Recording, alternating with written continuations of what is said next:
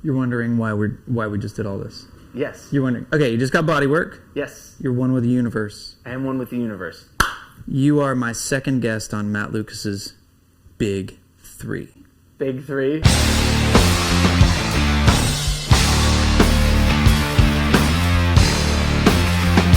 Big Three. The Big Three. Is we're going to talk about movement, music, and food. Great. What's your name? My name is Andrew Pulkabrek. You damn right it is. Okay. Damn right. Movement. What have you been doing? Movement. Recently, I've been roller skating a lot. Oh, really? Oh, really?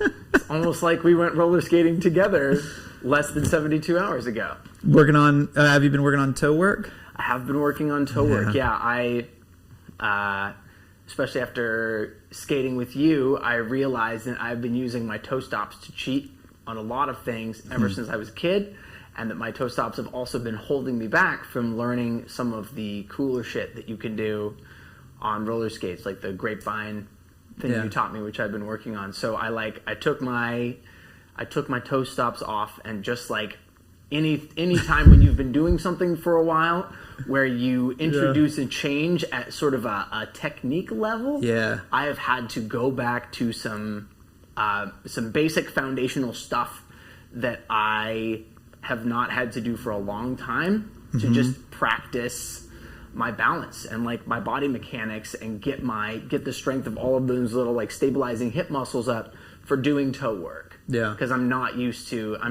balancing on that way. I'm very, very used to doing a toe and a heel for various things, but not both toes. So cool. That's been a big one. And I'm riding my bike a lot. All right. Yeah, weather's beautiful. We finally have air. Yep. Yeah. Very grateful for that. I've been also a lot of roller skating, a lot of running. I don't ride bikes. I have motorcycles.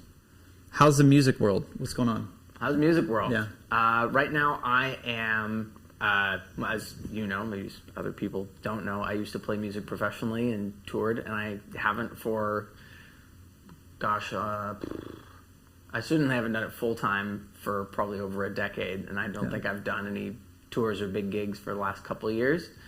So right now, where there's no real opportunity to do gigs, I am also going back to basics and working on some technical stuff.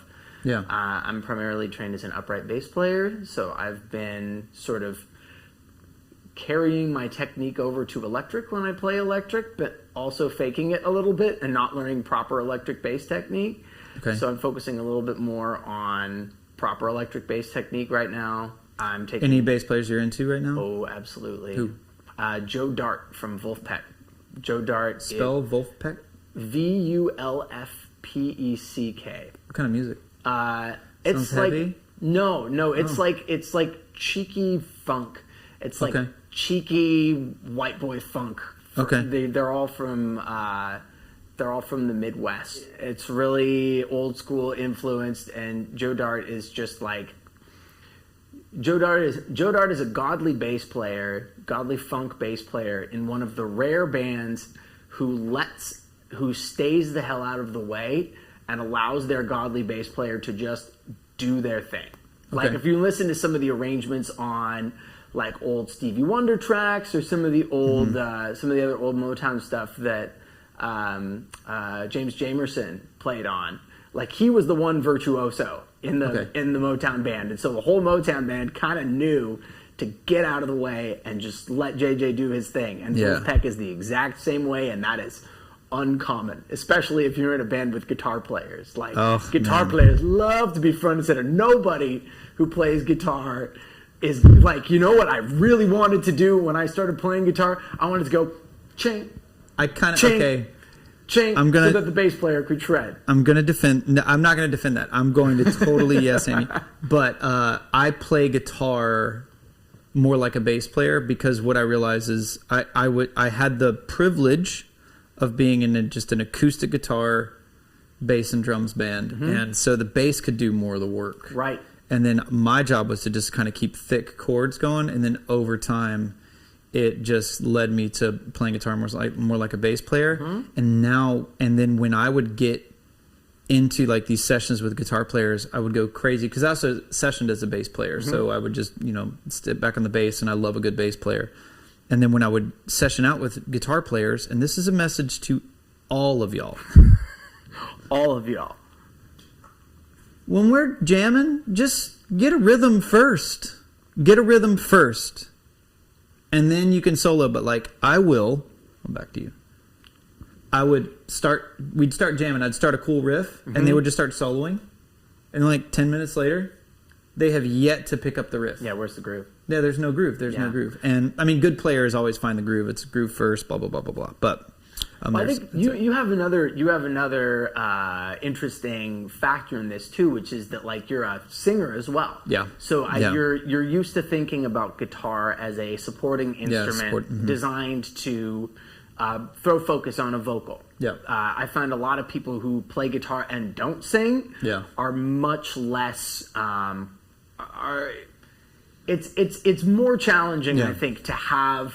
Like we were talking about Tom Morello the other day. Yeah. Like it's rare to find people who have chops for days and choose restraint around using them. Like most chop monsters are just going to want to shred your face off to show how amazing they are. Yeah. But so I think that's a part of it too. Okay. And I think what I like about Wolfpack most is that they're all amazing musicians, but their focus on composition as an ensemble is so strong.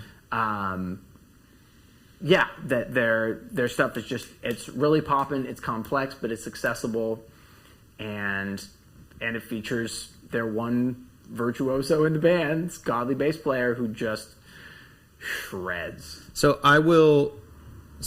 in the honor the conversation of White Boy Funk.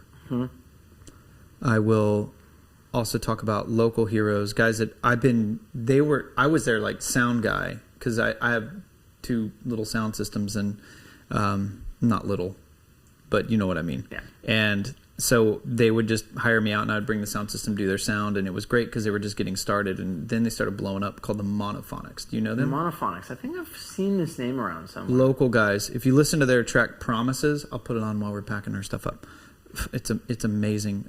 Singer Kelly, he's just got that voice, kind of Black Crows-ish kind of tone to his vocals, but the band is strong. And they started blowing up. I mean, you never know what happens. Like if you started to blow up, but then this whole thing happens, you're not blowing up anymore.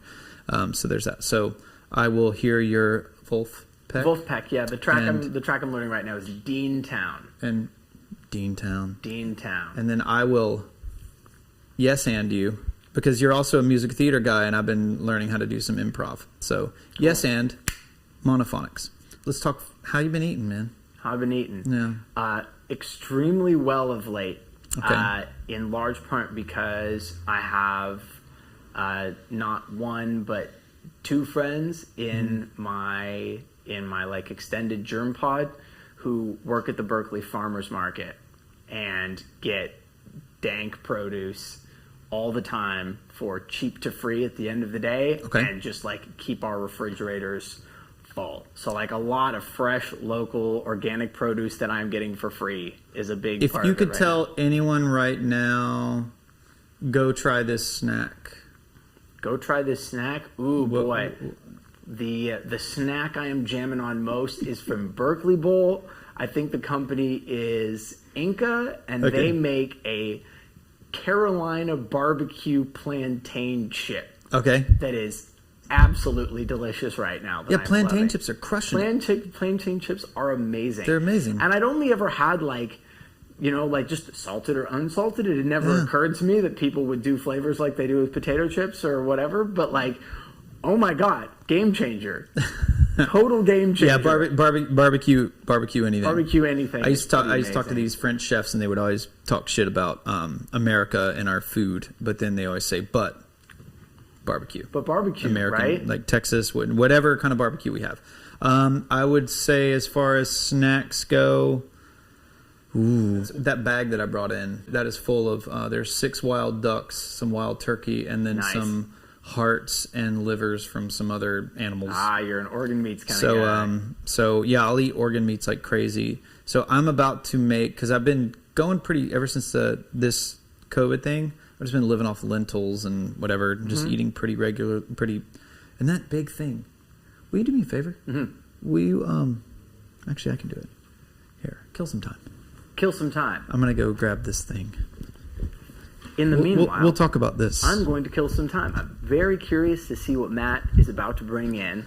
Matt is someone who I've known for a while to be into weird shit of all kinds. And I am not disappointed. Here is Matt showing up with some weird shit. Okay. I saw this on the way in. So, here, let's... is this... So, today, I'm going to figure out how to cook and eat this. Is it an eggplant? Is it a squash? Hold on. I don't know. Here. Like, seriously, what is this? I'll look it up. It starts with a C. Don't hold it like that. I just broke look at your... the inside. What is that? So what does it look like? It feels like a kind of a zucchini or inside? something. So anyways, so as far as food goes, if you know what this is or have any recipes for this, I'll look it up and I'll put a little word down here of it. But yeah, so... Club squash. Yeah, it's a whip. Yep. Whip squash. So anyways, there's that. As far as snacks go, you know what? My head's not in snacks right now. I will never go wrong with just going and finding some really good dried mango. I've just been rocking the longevity in a bottle, which isn't a snack; it's just a supplement. And what is the longevity? It's just medicinal mushrooms. Longevity in a bottle is like Chinese herbs, medicinal mushrooms, maca. It's tons of adaptogenic. I'm about to do one of these. What my next talk coming out is with the owner of the company, and he's this. He's a savant when it comes to nutrition. So I've been really feeling that. Just like how we are with kind of indie rock and kind of punk bands and stuff like that. I'm also like that with kind of nutritionists. Yeah.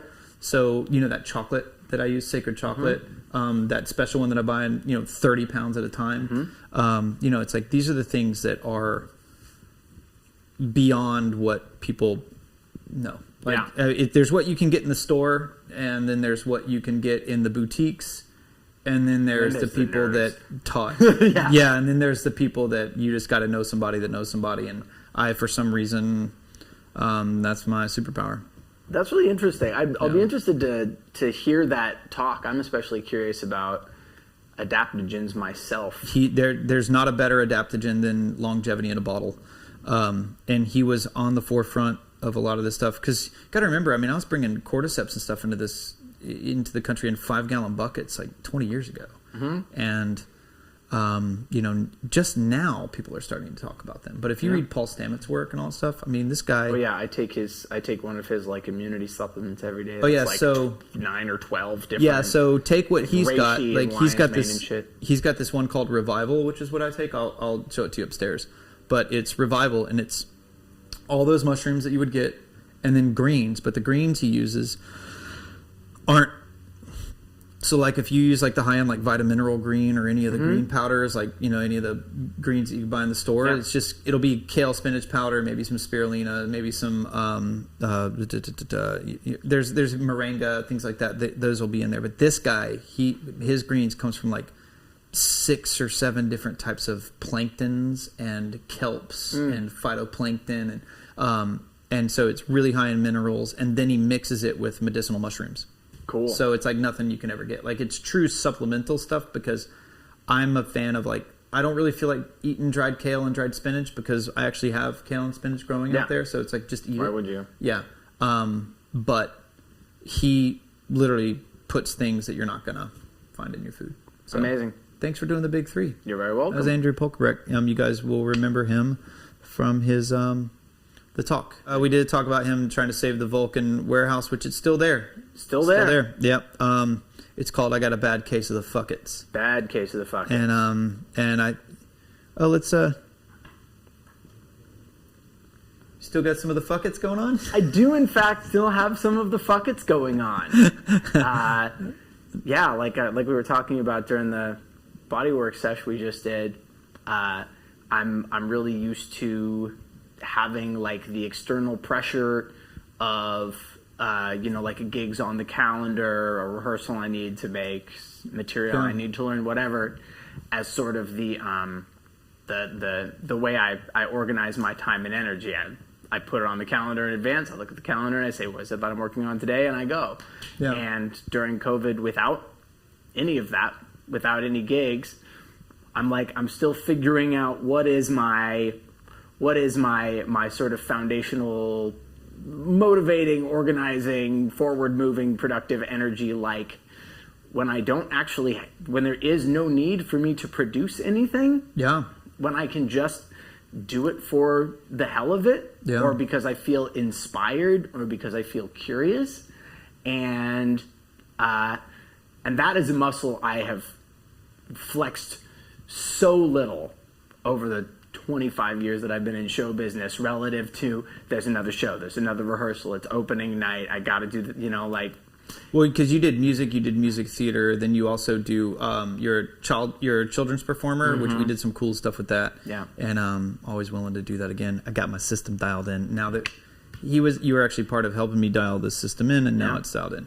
And then you also do stunt, like freak show kind of stuff. Yep. And so you got a lot of it's funny, you have a lot going on that just stopped. Yeah. Because it was all under the blanket of showbiz or live performance. Right. Well, and also, not just like stopped in this moment, but like stopped existentially. Yeah. Like the primary objective of my life, my everyday, since I was about 11 years old, has been getting on stage and getting paid well to do it. So by whatever means necessary. And so when I can't do that, there's I've defaulted to that for so long without ever like stopping to inquire how is this fitting in my larger existence right now, that I feel a little aimless without that as a regular thing. So I'm just sort of like sitting with that right now because I have the opportunity to not because I have the opportunity to not be actively hustling right now due to getting unemployment. Like I literally don't know when there will ever be another time in my adult life where I have this much time and space to just like take a step back, look at where things are at on kind of a foundational level, index that against what's happening in the world, what feels like the best way for me to be engaging with performance, with my community, politically, socially, with my immediate community, with like my immediate community of the people I see every day, as well as the folks in my immediate area. And I have a sneaking feeling that on the other side of this, I will have the way my time is allocated will look different. And I don't know exactly what that's going to be yet. So in the interim, giving that space to sort of develop organically and holistically without any sort of like money or career pressure on top of it,